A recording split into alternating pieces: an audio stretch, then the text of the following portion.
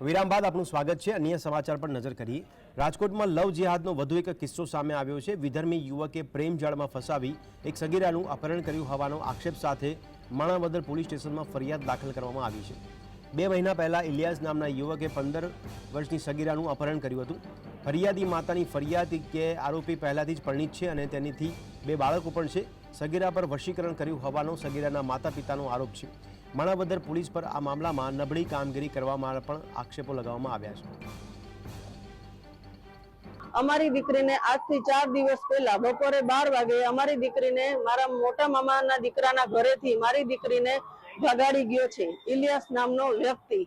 એટલે અમે ભગાડી ગયો એના બીજા દિવસે માણાવદર પોલીસ ચોકીમાં બપોરે 12 વાગે ફરિયાદ કરેલી। આજે ફરિયાદ કર્યું એને ત્રીજો દિવસ થયો છે।